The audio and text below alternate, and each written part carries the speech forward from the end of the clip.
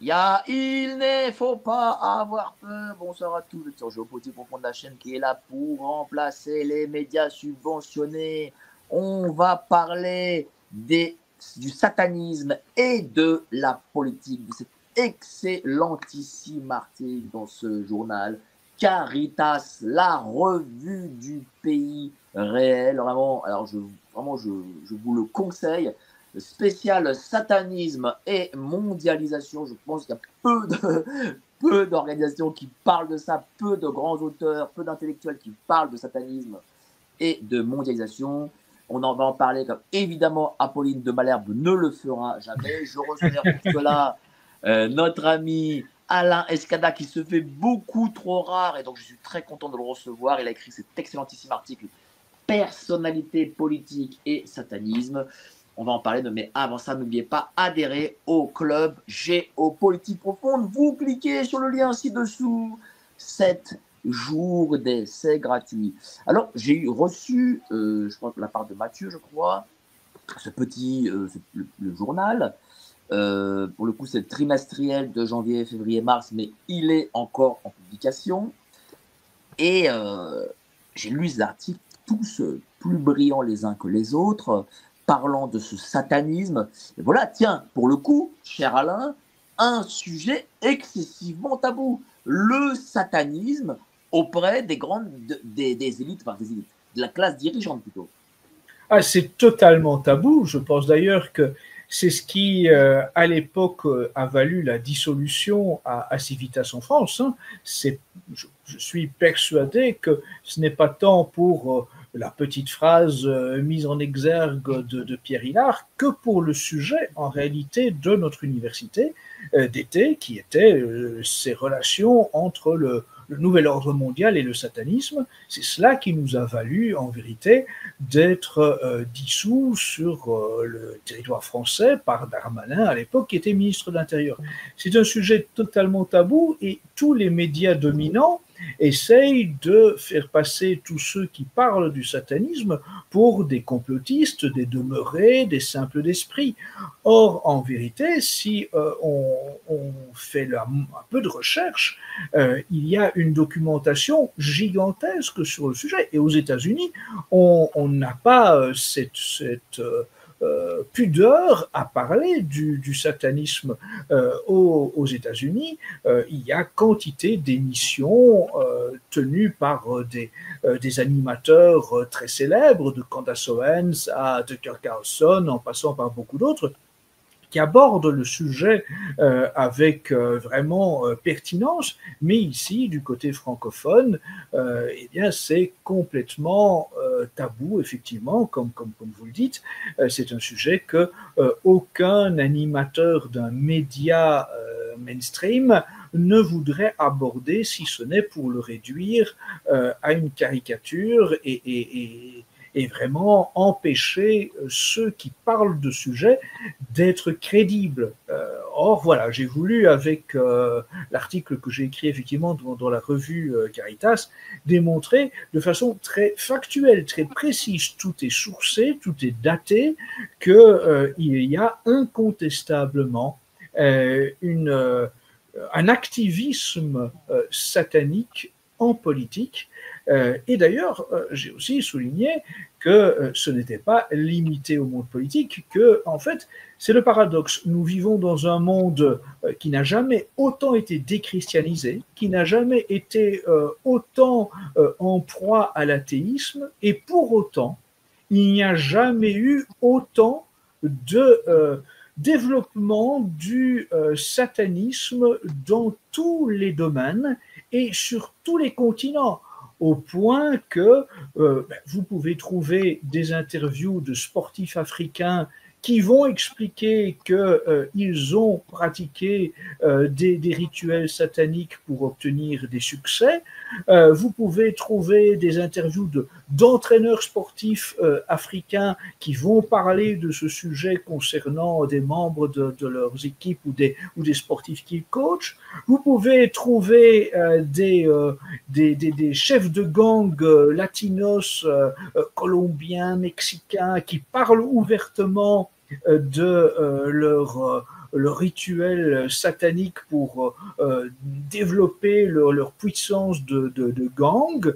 Vous pouvez trouver des interviews de chanteurs de rap ou de rock ou de métal qui disent de façon explicite qu'ils ont signé un pacte avec le diable. Et vous pouvez bien sûr trouver une multitude d'éléments extrêmement factuels de connivence entre le monde politique et le monde de la finance et le satanisme. Et donc, vraiment, aujourd'hui, le satanisme, il est bien omniprésent dans la société, malgré la chape de plomb qui existe en France à ce sujet. Alors, je vais montrer une photo de l'article sur Caritas, et vous allez me dire, cher Alain, qui sont ces gens? La première des photos, voilà. Voilà. Donc vous avez, garde. Voilà, vous avez donc à gauche une dame, c'est Marina Abramović. Marina Abramović est une espèce de grande prêtresse du satanisme. Il faut dire qu'elle a aussi occupé un poste de premier plan au sein de Google, recrutée par Bill Gates. Elle a vraiment été une directrice d'un département de Google Microsoft. Mais elle est beaucoup plus connue pour être, soi-disant, une responsable de performance, comme on dit, ce terme fourre-tout, pour soi-disant donner l'impression que ce sont des activités artistiques. Mais donc, elle organise notamment des soirées, des dîners, des orgies, disons-le, dans lesquelles elle invite toute une série de gens de la jet set. Et sur la photo que vous avez montrée, à côté d'elle, le monsieur qui pose, c'est Lord Rothschild. Et donc, il pose devant un tableau qui n'est évidemment pas choisi au hasard. Ce tableau a pour nom « Satan convoque ses légions ». Et donc, on voit bien en un cliché que le monde de la finance et le monde des Rothschild s'associent volontairement à ce satanisme avec cette prêtresse Marina Abramović et avec le choix de ce tableau qui n'a évidemment rien de hasardeux. Il faut rappeler que simplement pour avoir, lors de l'université d'été de Civitas, parlé de ce tableau, eh bien, c'est un élément qui a été retenu contre Civitas pour argumenter de la dissolution demandée par Darmanin. Alors que c'est un fait, rien qu'un fait. Je n'ai absolument rien fait d'autre que d'extirper du compte des réseaux sociaux de Marina Abramović ce cliché et le légender exactement de la façon dont elle l'a fait.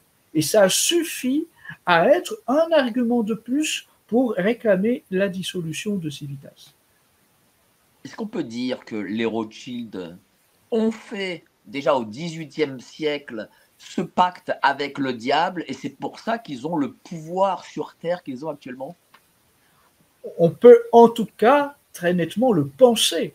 Il est peut-être difficile de l'affirmer en toute certitude, mais disons que l'on voit bien qu'il y a dans cette dynastie financière une permanence à jouer avec l'occulte.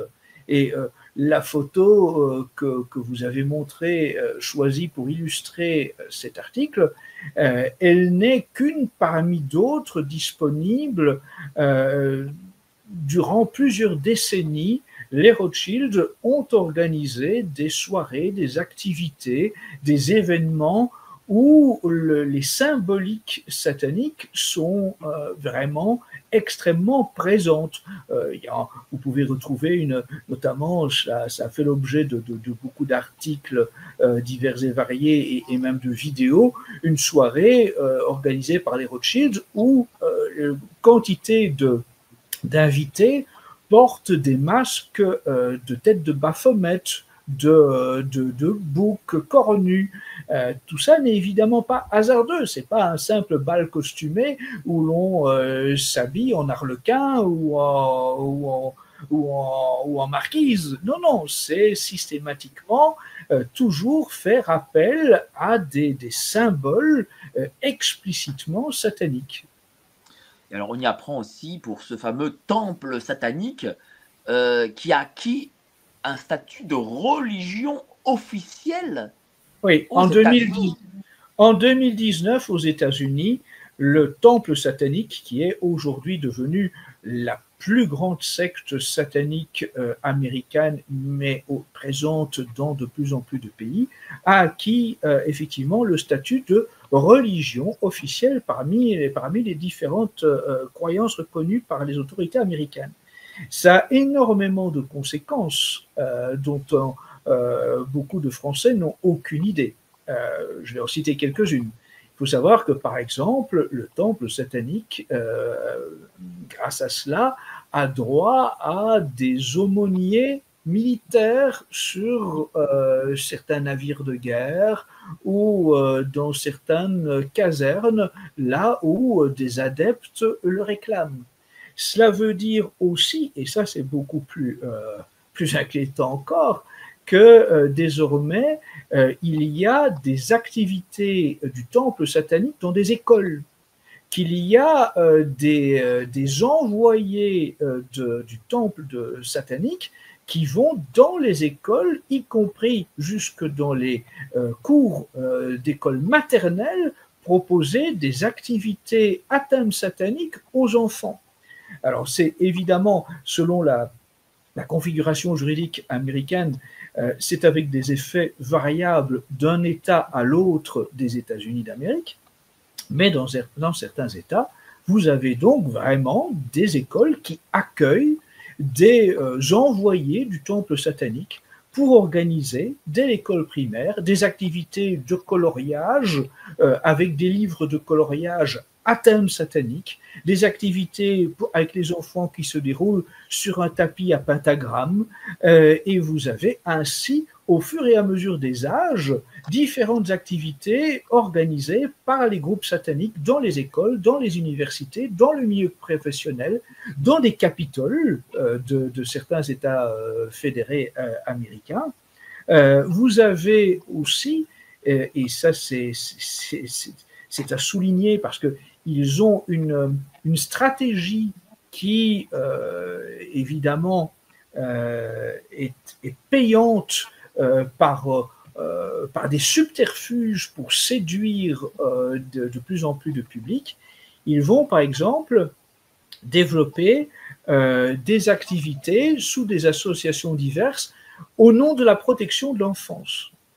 Mais vous imaginez bien que quand eux parlent de protection de l'enfance, c'est pour en fait ensuite mettre la main sur des enfants et pouvoir en faire des adeptes de leurs activités. Et on sait bien malheureusement qu'il y a suffisamment de scandales pédosataniques pour s'inquiéter de ce que ça peut être que la prise en main d'enfants par de telles sectes.